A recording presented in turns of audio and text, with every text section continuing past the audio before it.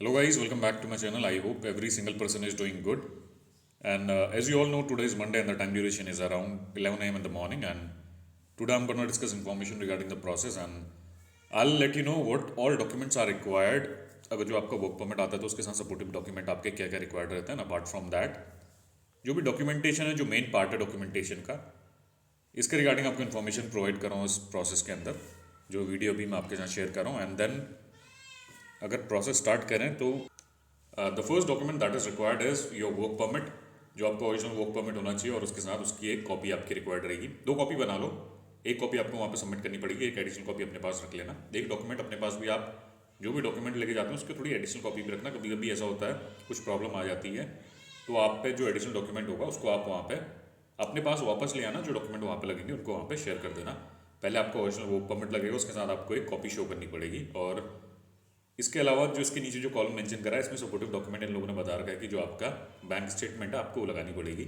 जो नीचे का पूरा पैरा देखे तो इन लोगों ने पूरा डिस्कस करके बता रखा है. जो आपका बैंक स्टेटमेंट है लास्ट 3 मंथ्स की लगाओ और जो उसमें अमाउंट है 2 से 3.5 लाख रुपए के अंदर आप रखो. जितना ज़्यादा आप रख सकते हो उतना आपका सही है. 3.5 अगर आप शो कर दोगे that is well and good. Last 3 month की आप स्टेटमेंट बनाओ और आप वहाँ पे सबमिट कर दो. लार्ज लार्ज डिपॉजिट आपके होने नहीं चाहिए उसमें. एंड 6.2 जो कॉलम है आपका कहता है कि जो आपका कंपनी है इसका KRS लेटर आपको शो करना पड़ता है. KRS लेटर में आपका कंपनी का रजिस्ट्रेशन नंबर होता है, जो कंपनी का टिन नंबर होता है.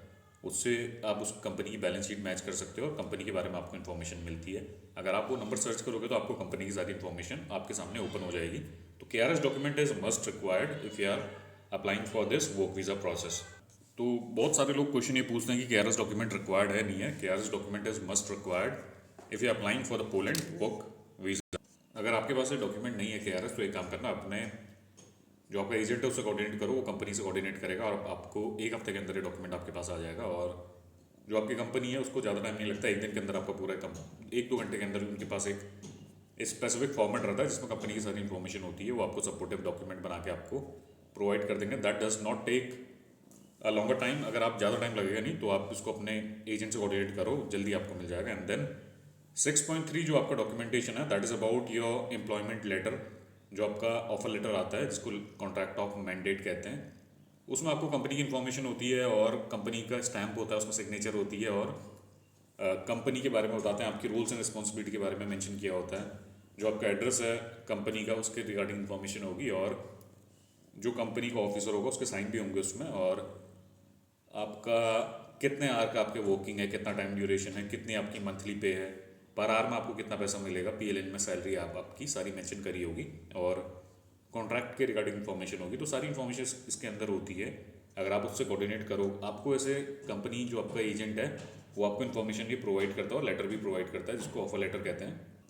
जो आपका एम्प्लॉयर है वो आपको प्रोवाइड करेगा. इसके अलावा 6.4 वाला अगर कॉलम देखें, so that is not for you, that is for the employ who are working here in some company और उनकी एक ब्रांच आपकी पोलैंड पे है, वो इंटरनेशनल ट्रैवल कर रहे हैं तो इनको इंटरनेशनल ट्रांसफ़र का एक सर्टिफिकेट दिखाना पड़ता है. ये आपके लिए नहीं है. जो वर्क परमिट में यहाँ से जा रहे हैं और फ्रेश अप्लाई कर रहे हैं तो उनके लिए 6.4 डॉक्यूमेंट वैलिड नहीं रहता. और इसके अलावा जो आपका 6.5 कॉलम है, there they have mention regarding the supportive document. जैसे आपके एजुकेशनल सर्टिफिकेट्स होते हैं, आप 10-12 की मार्कशीट अपनी लगा सकते हैं यहाँ पे. तो 6.5 जो कॉलम है आपका, सबसे पहले प्रोफेशनल एजुकेशनल सर्टिफिकेट आपके रिक्वायर्ड रहते हैं. तो इन लोगों ने आगे मेंशन करके दे रखा है कि अपोस्टल करना आप कर सकते हैं, legalize attested apostille by MEA जो आपकी अथॉरिटी होती है. तो अगर ये ऑप्शनल रहता है, अगर आप कराना चाहते हैं तो करा लो, अदरवाइज अगर आप अपोस्टल नहीं कराना चाहते so it entirely depends on you. Poland के लिए डॉक्यूमेंट अपोस्टल अगर आप वर्क वीज़ा में जाते हैं तो रिक्वायर्ड नहीं रहते. और इसके नीचे जो आपका दूसरा वर्क सर्टिफिकेट है, अगर आपने कहीं पर काम किया है और आपके पास वैलिड डॉक्यूमेंट है then show the work experience certificate. Copies आप लगा सकते हैं जो भी आपकी हैं. और इसके अलावा आप police clearance certificate must required रहता है. अगर आप पोलैंड के लिए अप्लाई कर रहे हैं तो PS के पासपोर्ट सेवा केंद्र से अप्लाई कर लो. 6 मंथ इसकी वैलिडिटी रहती है. तो PCC मस्ट रिक्वायर्ड अगर आप वहाँ पे जाते हैं. ज़्यादा टाइम ड्यूरेशन नहीं लगेगा, 15 से 20 दिन के अंदर आपका पूरा प्रोसेस हो जाता है. एक बार आप नियर बाई जो भी आपका पासपोर्ट ऑफिस है वहाँ पे आपको अपना रजिस्ट्रेशन करना पड़ेगा. जैसे ही आप अपॉइंटमेंट लेते हैं, अपॉइंटमेंट लेने के बाद आपका डॉक्यूमेंट जो जो रिक्वायर्ड होते हैं सबमिट हो जाते हैं. एंड देन आपका क्या होता है, 3 से 1 हफ्ते के अंदर आपका वेरिफिकेशन होता है. तो 10-15 दिन के अंदर आपके घर पे बाय पोस्ट जो आपका पासपोर्ट सेवा केंद्र वाला PCC है वो आपको रिसीव हो जाता है और उसके 2 कॉपी आपको मिलती हैं और 6 मंथ इसका टाइम ड्यूरेशन होता है, 6 महीने के लिए वैलिड रहता है। इसके बाद जो नेक्स्ट डॉक्यूमेंट है दैट इज़ अकोमोडेशन लेटर है। अकोमोडेशन लेटर आपका, अगर आपका जो वर्क परमिट प्रोवाइड करता है, आपकी कंपनी आपको एक अकोमोडेशन लेटर प्रोवाइड करती है जिसमें आपकी इन्फॉर्मेशन होती है आप कहाँ रहने वाले, कौन से हॉस्टल पर रहने वाले हैं और कितना टाइम ड्यूरेशन के लिए आपको स्टे है वहाँ पे। सो सारी इन्फॉर्मेशन उसमें होती है प्रोसेस के रिगार्डिंग आपकी।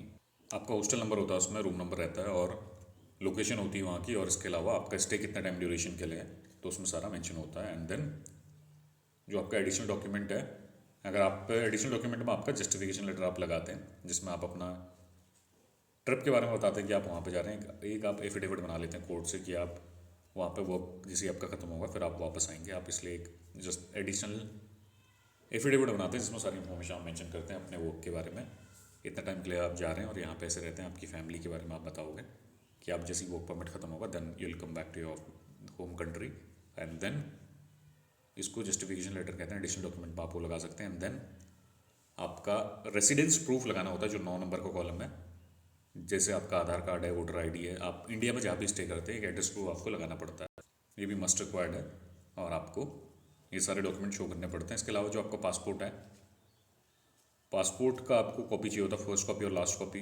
फर्स्ट पेज में आपकी इन्फॉर्मेशन होती है, पासपोर्ट के लास्ट पेज में एक इन्फॉर्मेशन होती है, तो उसकी एक फ़ोटोकॉपी आपको लगानी पड़ती है। एंड देन अगर आपको इससे पहले आप पोलैंड गए, आपके टूरिस्ट वीज़ा लगे या फिर आप शेंगन जोन में आपने कहीं भी ट्रैवल करा है तो उसका आपको एक कॉपी दिखाना पड़ेगा और उसकी इन्फॉर्मेशन आपको शेयर करनी पड़ती है, जो भी आपके पासपोर्ट में स्टैंपिंग वगैरह होगी तो उसका एक अलग फ़ोटोकॉपी आपको लगाना पड़ेगा इसमें। इसके नीचे आपका जो कॉन्सेंट है आपका वो है कि आप जो भी इन्फॉर्मेशन आपने जो भी शेयर करी है उसमें आपको साइन इन करने पड़ते हैं। तो ऐसे आप एक ही पेज के अंदर सारा प्रिंट आउट निकाल के इन्फॉर्मेशन इसमें फिल भी करते हैं और जो जो डॉक्यूमेंट आप प्रोवाइड करते जाते हैं उसके आगे येस नो आप मेंशन करते रहते हैं। जो डॉक्यूमेंट आप प्रोवाइड कर रहे हैं उसके आगे आप येस मेंशन करोगे और जो नहीं कर रहे हैं उसके आगे नो मेंशन होगा। जो डॉक्यूमेंट आपके एप्लीकेबल नहीं है आप एन मेंशन कर दो, जैसे मैंने आपको बताया था जो 6.4 वाला डॉक्यूमेंट आपके लिए एप्लीकेबल नहीं है then you are going to mention and write है नॉट एप्लीकेबल, जो आपका सेकंड कॉलम है उसमें। और जो भी आप डॉक्यूमेंट प्रोवाइड कर रहे हैं उसके आपको फर्स्ट कॉलम में येस आपको मेंशन करना होगा। और ये पीडीएफ में आप एडिट कर लोगे, इसके बाद एक पन्ने के अंदर आपको सारा प्रिंट आउट निकालना पड़ेगा। और अगर पुराना आपको डेटा बताऊं तो उसके ऊपर की सारी इन्फॉर्मेशन मैंने आपको शेयर करी है, तो मैंने आज आपको चेकलिस्ट के बारे में सारी इन्फॉर्मेशन प्रोवाइड कर दी है। और इसके अलावा अपॉइंटमेंट मिलता है तो आप इजीली अपना डॉक्यूमेंटेशन वगैरह आप कर सकते हैं, बहुत लेंथी प्रोसेस नहीं है। पोलैंड का प्रोसेस बहुत ईजी है, अगर आप डॉक्यूमेंटेशन की बात करूँ तो सारे डॉक्यूमेंट आपके इजीली बहुत कम टाइम पे प्रिपेयर हो जाते हैं। और जो मेन इशू आता है इसमें कहाँ पे आता है वो है दैट इज़ जो आप अपॉइंटमेंट लेते हैं, अपॉइंटमेंट लेने में बहुत प्रॉब्लम होती है, अपॉइंटमेंट इजीली मिल नहीं पाता और बहुत कम स्लॉट्स ओपन करते हैं, स्कैम भी होते हैं। तो अगर किसी को सक्सेसफुली आप लॉगिन करके अगर अपॉइंटमेंट मिल जाता है देन आपको सेम प्रोसेस फॉलो करना पड़ता है। जब भी आपको अपॉइंटमेंट मिलेगा उसके जैसे आपका सबमिशन होगा, सबमिशन होने के आपके 15 दिन बाद आपका रिजल्ट आ जाएगा और फिर आप अपना 35 to 45 डेज़ के अंदर अपना ट्रैवल कर सकते हैं। ऐसे प्रोसेस मेनली वर्क करता है। जैसा मैंने आपको बताया 100 बंदे अगर डॉक्यूमेंट सबमिट कर रहे हैं तो 10 जितने भी कर रहे हैं 10% का रेशियो है। अगर 10% के अंदर आपका नेम आ जाता है तो फिर आप अपना ट्रैवल कर सकते हैं। और ऐसा नहीं है कि सबको आपके वीज़ा नहीं मिल रहे, पर रेशियो थोड़ा कम है।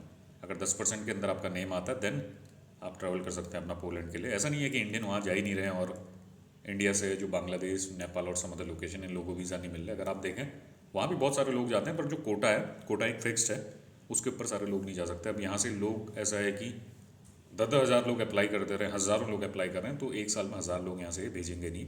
जो इनका कोटा है वो फिक्स रहता है, उतने ही कैंडिडेट लोग यहाँ से भेजेंगे। क्योंकि जैसा मैंने आपको कल की वीडियो में बताया था कि पोलैंड का जो वर्क परमिट प्रोसेस है बहुत सस्ता है अगर और कंट्रीज़ के कंपैरिजन में। अगर आपको देखूँ, अगर किसी का प्रॉपर प्रोसेस हो गया तो 2 लाख के अंदर आपका सारा हो जाता है प्रोसेस, आप चले भी जाते हैं उसमें। और इसलिए बहुत सारे लोग अप्लाई कर देते हैं, सबको तो वीज़ा नहीं मिल पाता, और जिसको मिल जाता है तो फिर क्या है, उसके लिए उसकी लाइफ ठीक ही है। एक बार वहाँ जाके आपका सेटलमेंट हो जाता है, टीआरसी वगैरह मिल जाती है, then you can travel to other countries as well, जो भी शेंगन जोन के अंदर होती है। अगर एक बार आप यूरोप के अंदर चले जाओगे तो फिर तो आपके पास बहुत रास्ते खुल जाते हैं वहाँ जाके। Then you can go to other country as well. लोग करते हैं पोलैंड से इधर उधर ट्रैवल करते हैं, अपना वर्क परमिट वगैरह प्रोसेस लगाते हैं। वहाँ से अगर यूरोप के अंदर आप चले जाओगे तो फिर उसके बाद कोई और कंट्री में मूव करने में आपको उतना प्रॉब्लम नहीं होता। जैसे इंडिया के अंदर बताऊँ तो इंडिया से अपॉइंटमेंट नहीं मिलता, वीज़ा रेशियो उतना सही नहीं है। अगर एक बार आप पोलैंड के अंदर चले जाओगे तो फिर वहाँ से कहीं और मूव करोगे तो ईजिली आपका हो जाएगा, क्योंकि वहाँ से कहीं और आप ट्रैवल करते हैं तो आपके रिजेक्शन वगैरह नहीं आते इतने। सेम प्रोसेस अगर आप वहाँ से फॉलो करते कहीं के लिए तो इतना टाइम भी नहीं लगता, और जो प्रोसेस है ईजिली आपका पूरा जैसा कि डॉक्यूमेंटेशन हो जाता, प्रोसेस हो जाता, और अप्रॉक्सीमेटली बहुत कम टाइम के अंदर आपका वीज़ा भी आ जाता वहाँ से कहीं और के लिए लगाते। बट थिंग इज़ कि आपके पैसे वगैरह उतने ही लगेंगे, प्रोसेसिंग टाइम आपका सेम रहेगा। अगर आप कहीं और के लिए अप्लाई करते हैं तो प्रोसेस पूरा सेम रहता है, जैसे आप इंडिया से अप्लाई कर रहे हैं फिर आप वहाँ जाके अप्लाई करोगे, और चांसेस ज़्यादा रहते हैं कि आपका वीज़ा लगी जाए। तो ऐसे प्रोसेस बुक करता है। अगर आपकी कुछ क्वेरीज वगैरह होंगी, यू कैन आस्क मी वो comments, I will let you know.